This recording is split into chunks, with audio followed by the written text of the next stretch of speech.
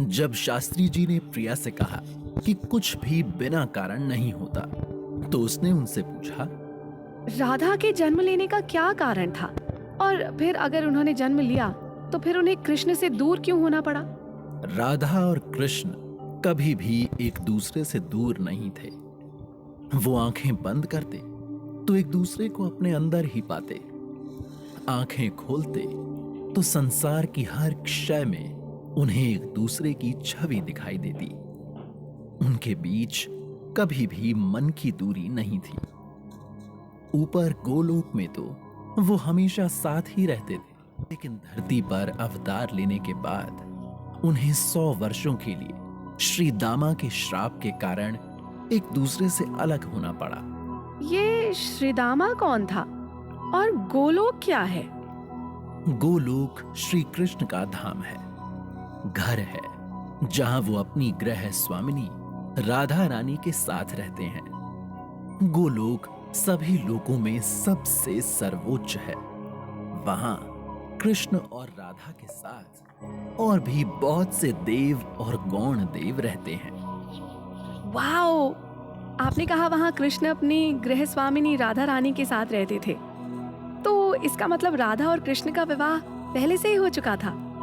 जब दो लोगों के बीच प्रेम हो तो विवाह के बंधन की कोई आवश्यकता ही नहीं होती, और राधा और कृष्ण को तो इसकी तनिक भी आवश्यकता ही नहीं थी। वो तो स्वयं प्रेम का प्रतीक थे। लेकिन धरती पर अवतार लेने से पहले उनका विवाह हुआ था। क्यों हुआ था ये मैं बाद में बताऊंगा।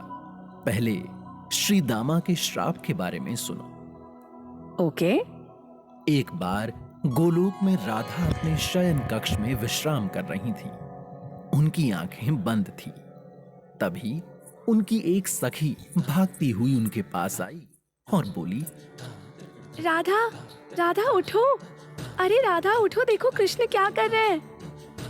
राधा ने तुरंत आंखें खोल दी और अपने चारों तरफ अपनी नजरें घुमाकर कुछ इस तरह देखा जैसे वो कुछ ढूंढ रही हूं। जब उन्हें कुछ नहीं मिला तो मायूसी उनकी आंखों में उतर आई और वो उदास स्वर में अपनी सखी से बोली, अभी कुछ देर पहले तक कृष्ण मेरे पास ही थे। यहाँ से उठकर कब गए मुझे पता ही नहीं चला। कहाँ देखा तुमने उन्हें? वो इस समय एकांत में गोपी विराजा के साथ रास कर रहे हैं। ये सुनकर राधा क्रोधित हो गई और अपनी सखी से बोली, मुझे मुझे शीघ्र उस स्थान पर ले चलो सखी। आज मैं कृष्ण से जान कर रहूंगी कि मुझ में और विराजा में उनके लिए कौन अधिक महत्वपूर्ण है। राधा सूर्य के भांति चमकने वाले अपने रथ पर अपनी सभी सखियों के साथ सवार होकर उस स्थान पर पहुंची जहां कृष्ण विराजा के साथ थे। श्री दामा बहुत सारे अन्य गोपों के साथ उस स्थान की पहरेदारी कर रहा था। वो कृष्ण का बहुत बड़ा भक्त और समर्पित सेवक था। राधा ने उससे कहा, मुझे कृष्ण से मिलना है, जाने दो मुझे। क्षमा कीजिए देवी, लेकिन मैं आपको अभी अंदर नहीं जाने दे सकता। राधा को श्री दामा का यूं उनकी आज्ञा की अवज्ञा करना अच्छा नहीं लगा। इस बात ने उन्हें पहले से अधिक क्रोधित कर दिया। उन्होंने अपनी सखियों को आदेश दिया कि वो श्री दामा को उनके रास्ते से हटा दें। सखियों ने तुरंत उनकी आज्ञा का पालन करते हुए श्री दामा को हटाकर उनके लिए अंदर जाने का मार्ग बना दिया। बाहर का शोरगुल सुनकर श्री कृष्ण राधा के अंदर जाने से पहले ही वहां से जा चुके थे, और विराजा ने भी राधा के क्रोध के भय से खुद को एक धारा में परिवर्तित कर लिया था। राधा जब अंदर पहुंची तो उन्हें वहां कुछ नहीं मिला। वो मायूस होकर अपनी सखियों के साथ वापस अपने महल लौट आई। उनके जाने के बाद कृष्ण धारा बनी विराजा से दोबारा मिले और बोले, मैं तुम में अपनी कुछ शक्तियां प्रवाहित कर रहा हूं। तुम्हारी और मेरी शक्तियों के मिलन से तुम्हें 7 पुत्र होंगे। इसके पश्चात कृष्ण श्रीदामा के साथ राधा से मिलने उनके शयन कक्ष में गए। वो अभी द्वार पर ही खड़े थे कि राधा अंदर से बोली, मैं जानती हूँ तुम मेरे लौट आने के बाद फिर से विराजा से मिले। कृष्ण, गोलोक में मेरे अतिरिक्त तुम्हारे कितनी ही गोपियों के साथ संबंध है। सिर्फ मैं ही तुम्हारा प्रेम नहीं हूँ। जाओ, तुम उन्हीं के पास जाओ। अब से तुम्हें मेरी परवाह करने की कोई आवश्यकता नहीं है। मेरे भय से विराजा धारा में परिवर्तित हो गई। तुम वहीं पास में अपने रहने की व्यवस्था कर लो। तुमने एक दिव्य पुरुष होकर भी एक साधारण से मनुष्य वाला कार्य किया है। तुम यहाँ रहकर मुझे पीड़ा क्यों पहुंचा रहे हो? जाओ, मैं तुम्हारा चेहरा भी नहीं देखना चाहती। राधे, सब जानते हुए भी तुम ये सब कह रही हो। मेरा प्रथम कार्य ब्रह्मांड को सुचारू रूप से चलाने के लिए अलग अलग शक्तियों के साथ मिलकर नई नई रचनाएं करना है। और जो भी मैं रचता हूं उसमें सिर्फ तुम्हारा ही तो अंश होता है। मैं जो भी हूं तुमसे हूं। फिर ये ईर्ष्या कैसी? सब कुछ सिर्फ मेरा है। ऐसी इच्छा केवल वही रखते हैं जिनमें स्वयं को लेकर एक अहंकार होता है। और फिर जहां अहंकार होता है वहां प्रेम कहां होता है राधा? अब तुम्हें मेरे प्रेम पर भी शक है कृष्ण। जाओ, चले जाओ मुझे छोड़कर। नहीं करनी मुझे तुमसे कोई भी बात। कुछ भी ऐसा मत बोलो राधे जिसके लिए बाद में तुम्हें पछताना पड़े।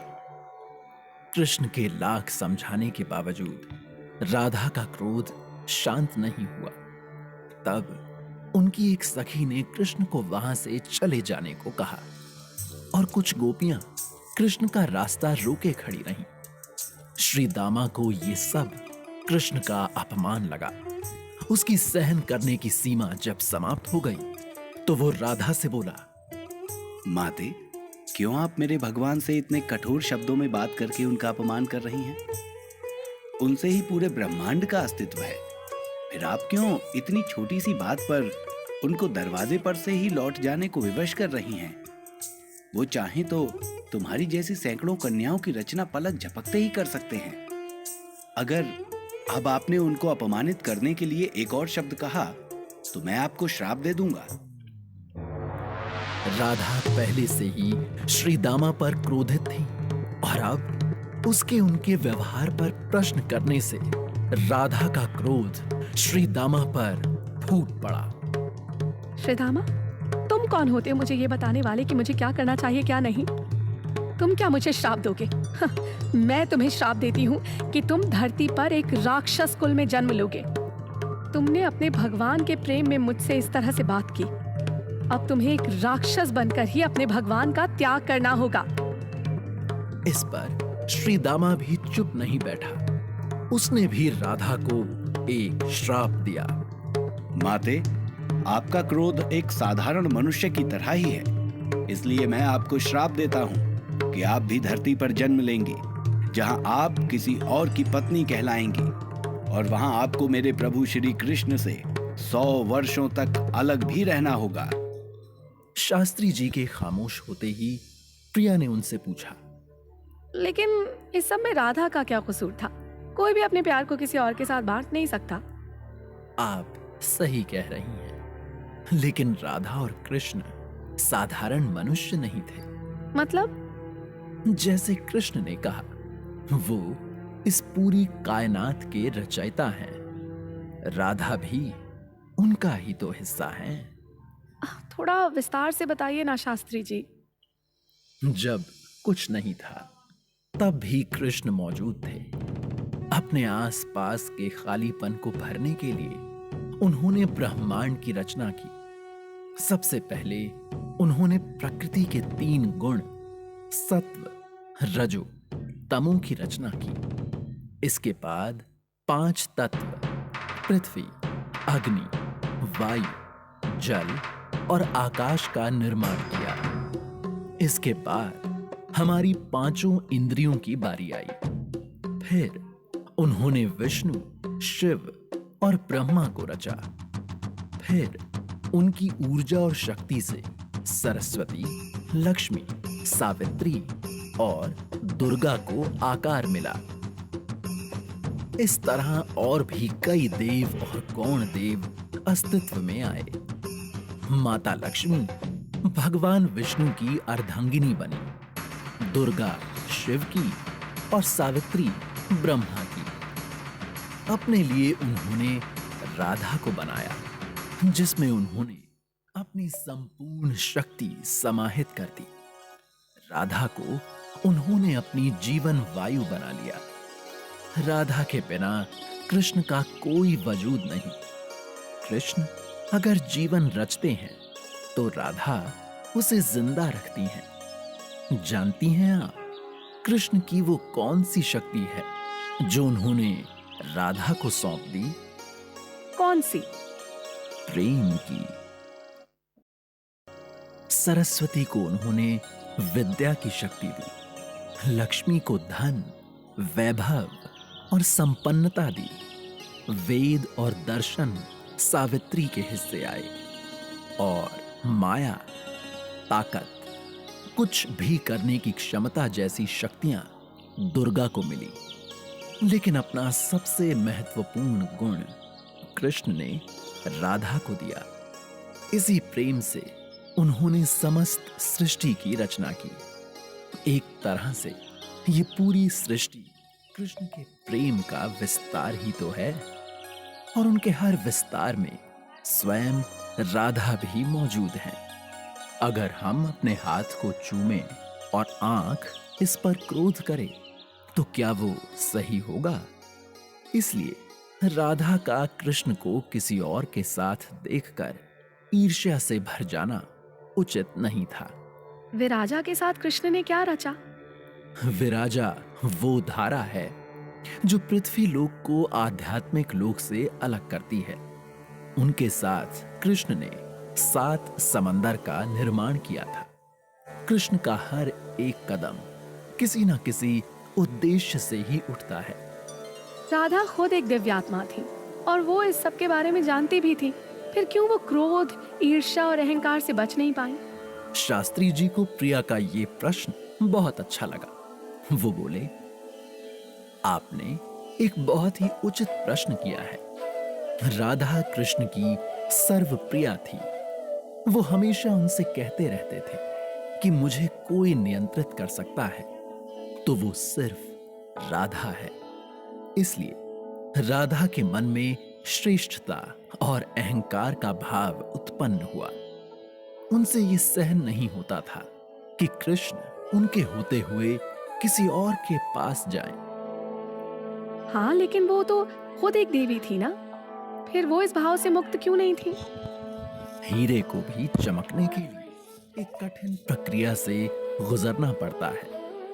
पृथ्वी पर आकर कृष्ण से अलग रहकर उन्होंने प्रेम को पूर्ण रूप से हासिल किया। यहाँ उन्होंने स्वयं को संपूर्ण रूप से पहचाना। कृष्ण को पृथ्वी से बुराई का विनाश करने के लिए अवतार लेना ही था। राधा भी उनकी शक्ति बनकर उनके साथ ही पृथ्वी पर आती। इसलिए कृष्ण ने अपनी और राधा की जुदाई का यही समय चुना। लेकिन जब ये समय नजदीक आया तो राधा को अपनी गलती का एहसास हुआ और वो उनसे बोली, कृष्ण, मैं जानती हूँ मेरा वो व्यवहार अनुचित था, लेकिन तुम चाहो तो श्रीदामा के श्राप से मुझे मुक्त कर सकते हो। मैं तुमसे अलग होकर कैसे जीऊंगी? तुम्हारे बिना गोलोक में भी मेरे लिए कुछ नहीं, फिर किसी दूसरे लोक में मैं तुम्हारे बिना कैसे रह पाऊंगी? ये तुम्हें क्रोध करने से पहले सोचना चाहिए था राधा। क्रोध से केवल और केवल हमें सजा मिलती है। तुम मुझे सबसे प्रिय हो। क्या ये काफी नहीं तुम्हारे अंदर के अहंकार को खत्म करने के लिए? मुझसे अधिक तुम्हें कोई प्रेम नहीं कर सकता कृष्ण। क्या तुम मेरे बिना रह पाओगे? मैं तुम्हारी इस बात से पूरी तरह सहमत हूं राधा, लेकिन इस बात को गर्व से कहना भी एक तरह का अहंकार ही है। मुझसे अलग रहकर तुम्हारे अंदर का ये अहंकार और श्रेष्ठता का भाव खत्म हो जाएगा। तुम प्रेम को पूर्ण रूप से पालोगी। तब तुम मनुष्यों के लिए प्रेम, भक्ति और समर्पण का उदाहरण प्रस्तुत करोगी। हमारे वापस लौट जाने के बाद भी लोग मुझसे पहले तुम्हारा नाम लेंगे। कृष्ण की बातों से राधा को लगा कि कृष्ण पृथ्वी पर कभी उनसे नहीं मिलेंगे, इसलिए उन्होंने कृष्ण के सामने एक शर्त रखी। ठीक है, जैसा तुम कहोगे मैं वैसा ही करूंगी, लेकिन मेरी एक शर्त है। क्या? मैं पृथ्वी पर आंख खोलते ही सबसे पहले तुम्हें देखना चाहती हूँ। ठीक है राधे, तुम न सिर्फ सबसे पहले मुझे देखोगी, बल्कि मैं हमारे शुरुआत के 11 वर्षों तक तुम्हारे साथ भी रहूंगा। ये सुनकर राधा प्रसन्न हो गई और फिर तय समय पर पहले राधा ने जन्म लिया। फिर उसके 5 साल पश्चात कृष्ण ने। प्रिया बहुत ध्यान से सब कुछ सुन रही थी। उसने उत्सुकता से पूछा, उस समय किसी लड़की का लड़के से 5 वर्ष बड़ा होना बहुत बड़ी बात होती थी।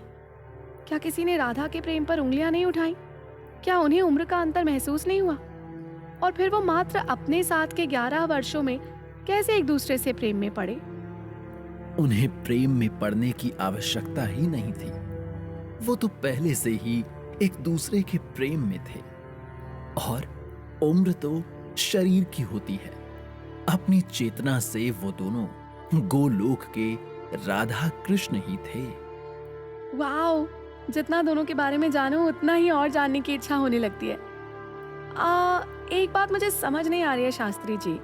राधा कृष्ण से 5 वर्ष पूर्व पैदा हुई, तो फिर उन्होंने सबसे पहले कृष्ण को कैसे देखा? 5 वर्ष तक राधा न अपनी चेतना में थी और ना ही उन्होंने अपनी आंखें खोली थी। What? It's impossible.